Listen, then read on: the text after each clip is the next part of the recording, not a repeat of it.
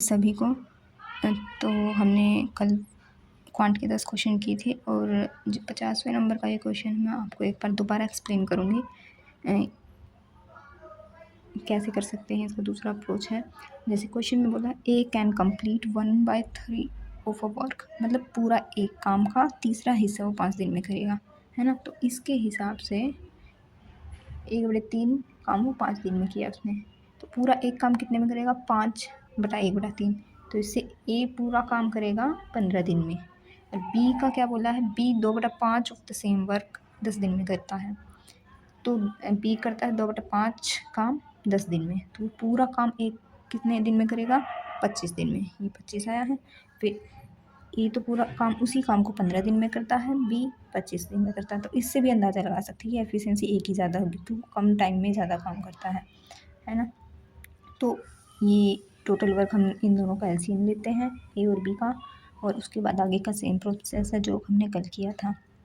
ठीक है, next question देखते हैं। 51st क्वेश्चन है, मोटरिस्ट ट्रेवल्ड बिटवीन 2 टाउन्स। ये हमने टाउन मान ली, टाउन 1 और टाउन 2।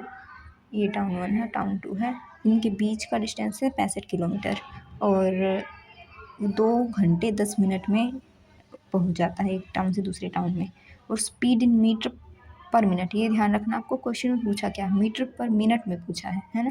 तो किलोमीटर में जो डिस्टेंस दिया है उसको मीटर में कन्वर्ट करना है।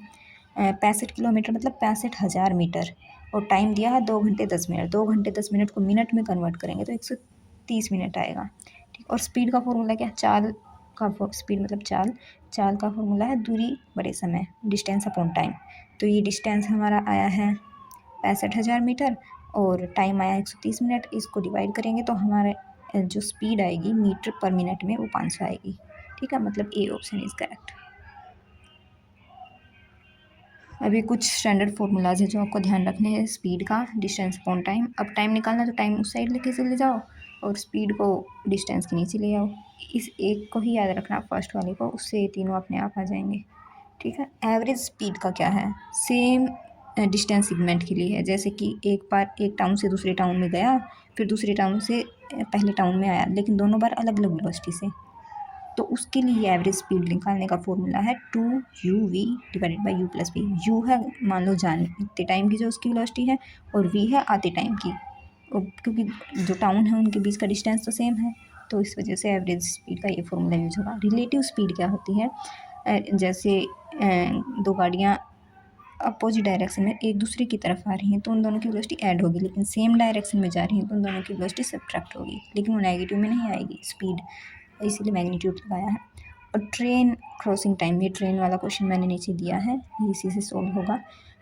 जैसे अगर ट्रेन किसी आदमी को, पोल को क्रॉस करती है तो हमें उसका कुछ नहीं लेना है, लेंथ वगैरह डिस्टेंस कुछ नहीं लेना। लेकिन अगर दो ट्रेन एक दूसरे को क्रॉस करती है तो पहली ट्रेन और दूसरी ट्रेन दोनों का सम करेंगे, सम ऑफ लेंथ लेना है, और डिवाइड में रिलेटिव स्पीड। रिलेटिव स्पीड मैंने बताई थी, जैसे दोनों ट्रेनें एक दूसरे की तरफ आ रही हैं तो अपोजिट डायरेक्शन में, मतलब रिलेटिव स्पीड में हम ऐड कर देंगे दोनों की वेलोसिटी, लेकिन सेम ही डायरेक्शन में जा रही हैं जो ट्रेन है वो, तो हम दोनों का डिफरेंस लेंगे। ये क्वेश्चन दिया है मैंने, train 280 metre long is moving at speed of 60 kilometre per hour. उसको 220 मीटर लॉन्ग जो ट्रेन का प्लेटफॉर्म है उसको क्रॉस करने में कितना टाइम लगेगा। अगर ये बोल देता कि यहाँ एक आदमी खड़ा है और उसको क्रॉस करने में तो ट्रेन की लेंथ लेती सिर्फ 280, लेकिन अब प्लेटफॉर्म को क्रॉस करना जो कि 220 मीटर है, तो इन दोनों, ये 280 और 220 है, इन दोनों डिस्टेंस को ऐड कर देंगे, और ये डिस्टेंस मीटर में है ना, और स्पीड किलोमीटर पर आवर में है, तो इसको कन्वर्ट करना पड़ेगा, और फिर ऊपर वाला फॉर्मूला जो है टाइम का वो लगा के हो जाएगा। आप ट्राई ज़रूर करिएगा इसको। 52nd है, A and B started a business by investing ₹85,000 and 15,000 respectively. A और बी ने इन्वेस्ट किए हैं, एक ने 85,000 किए हैं, एक ने 15,000 किए हैं, और सेम टाइम पीरियड के लिए किए हैं, 1 साल के लिए। ठीक है, तो हम डायरेक्ट इनका रेशियो ही ले लेंगे क्योंकि एक ही साल का है, तो ये लिख दिया। ए और बी का जो इन्वेस्टमेंट थी तो रेशियो आया है 17:3। अगर टाइम डिफरेंट होता तो उनकी इन्वेस्टमेंट के साथ मल्टीप्लाई करती, क्योंकि जो ज़्यादा टाइम तक इन्वेस्ट करेगा और ज़्यादा पैसा लगाएगा, ऑब्वियस ही बात है उसका प्रॉफिट भी ज़्यादा होगा। ठीक है। नाउ 53rd है। 53rd ये वैल्यू पुटिंग मेथड से कर सकते हैं आप इजीली। बस ध्यान ये रखना है कि नीचे जीरो ना बने, क्योंकि वो फिर इनफाइनाइट वैल्यू हो जाएगी।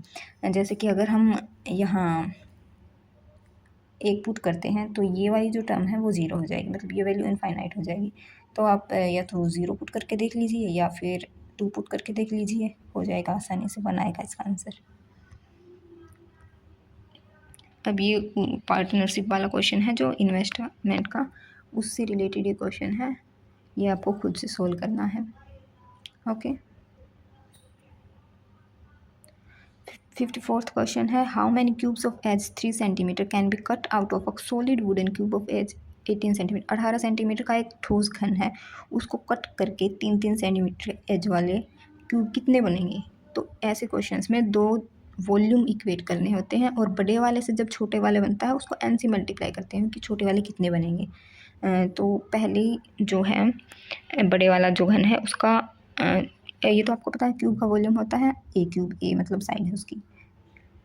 तो घन का आयतन है भुजा की क्यूब, मतलब साइड की क्यूब। तो दोनों साइड, इसकी तो 3 सेंटीमीटर है साइड, तो 3 का क्यूब इंटू एक्स लिया है इसने, एन ले लेते कुछ भी ले लो, और ये 18 के दोनों के वॉल्यूम इक्वेट कर दिए। फिर इसको डिवाइड करने के बाद हमें पता चलेगा कि 216 घन जो 3 सेंटीमीटर के इससे कट किए जा सकते हैं।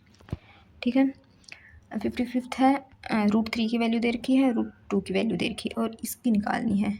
तो ऐसे क्वेश्चंस में क्या करते हैं, रैशनलाइजेशन, मतलब परिमेयकरण, जो नीचे दिया है उसका साइन चेंज करना होता है। बस ये प्लस है तो यहाँ ऊपर मल्टीप्लाई और डिवाइड करके माइनस ले लेंगे, अगर यहाँ माइनस होता तो मल्टीप्लाई और डिवाइड करते टाइम प्लस ले लेते हैं। ठीक है। तो ये सोल्व करने के बाद आएगा हमारा 0.318, क्योंकि √2 और √3 और √2 की वैल्यू दे रखी थी, ये बस डायरेक्ट ये पुट करके डिफरेंस लेना था, आंसर आएगा बी। नेक्स्ट क्वेश्चन है, ओके, ये जो है 54th क्वेश्चन, इसके बेस पे ये दो क्वेश्चंस हैं, एग्जाम्पल हैं। ये बिल्कुल ऐसे ही होंगे, बस आपको वॉल्यूम याद होना चाहिए कि किस चीज़ का क्या वॉल्यूम होता है। ठीक है। बस जिस चीज़ से जो बनाई जाएगी उसके दोनों वॉल्यूम को इक्वेट करना है। ये दोनों क्वेश्चन करने के बाद आपको इजीली समझ में आ जाएगा और इस टाइप का क्वेश्चन आप आसानी से कर लेंगे। 56th है रीजनिंग का, इसमें क्या बोला है, a plus b means a is brother of b. तो दिया ये है, इफ a plus b means a is brother of b, a minus b means a is husband of b, a cross b means a is the father of b. तो ये जो relation है p cross q plus r minus s, ये बतानी है इनमें से को क्या होगी। p cross q, p cross q मतलब ये देखना p is father of q, p father है q का। ठीक है। अभी पता नहीं हमें क्यों लड़का है लड़की, लेकिन अगले वाले स्टेप में पता चलेगा। Q plus r, q plus r मतलब क्यू ब्रदर है आर का, ब्रदर हम फीमेल, प्लस साइन आपको लेना मेल के लिए और माइनस साइन लेना आपको फीमेल के लिए। ठीक है। क्यू ब्रदर है आर का, अभी आर का भी नहीं पता हमें ये मेल है या फीमेल। आगे क्या दिया है, r minus s, r is husband of b, मतलब हस्बैंड मतलब प्लस साइन लगा देंगे, husband of s, s minus होगा।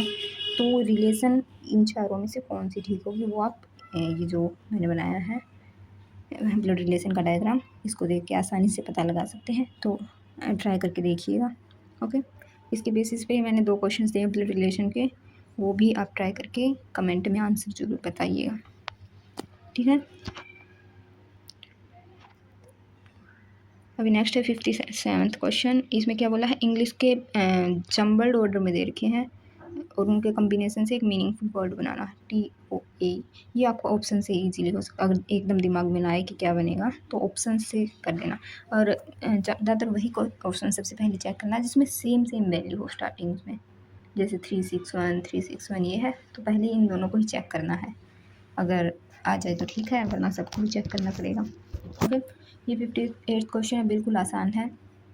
जो जैसे पेन राइट से रिलेटेड है, पेन से लिखते हैं, वैसे स्पीड मतलब फावड़ा, स्पीड डी से रिलेटेड है।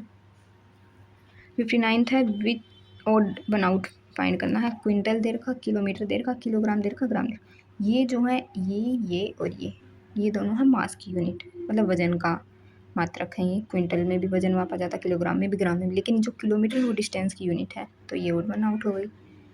लास्ट क्वेश्चन है 60 क्वेश्चन, दो स्टेटमेंट दे रखी हैं हमें, वेन डायग्राम का क्वेश्चन है, और फिर कंक्लूजन में बताना है कौन सा ठीक है कौन सा गलत है। ऑल रिवर्स आर माउंटेन्स, सारी की सारी रिवर जो है वो माउंटेन है, मतलब माउंटेन बड़ा पार्ट है और उसमें सारी रिवर्स हैं। ओके, सेकंड देखा है statement all oceans are mountain, सारे ओशन भी माउंटेन हैं। अब कंक्लूजन क्या दिया है इन्होंने, some rivers are ocean, some rivers are not ocean, कोई डायरेक्ट रिलेशन नहीं है इनके बीच में, है ना। ओ और जो ओशन है रिवर के बीच में डायरेक्ट रिलेशन नहीं। अगर ये देता सम रिवर्स कैन बी ओशंस, या पॉसिबिलिटी है ओशंस होने की, तो हो सकता था, लेकिन इसने डायरेक्ट बोला सम रिवर्स आर ओशन और इनके बीच में कोई डायरेक्ट रिलेशन है नहीं, तो ये गलत हो गया। फिर सेकंड क्या बोला है, सम माउंटेन्स आर रिवर, कुछ माउंटेन्स, हाँ कुछ माउंटेन्स है रिवर, ये जो रिवर है ये माउंटेन में ही है ना। तो जो सेकंड जो है कंक्लूजन सिर्फ वही ठीक होगा। होप सो आपको समझ में आई होगी। जो मैंने क्वेश्चंस दिए हैं वो प्लीज़ करके देखिएगा और उनका कमेंट में आंसर भी बताइएगा। Thank you so much.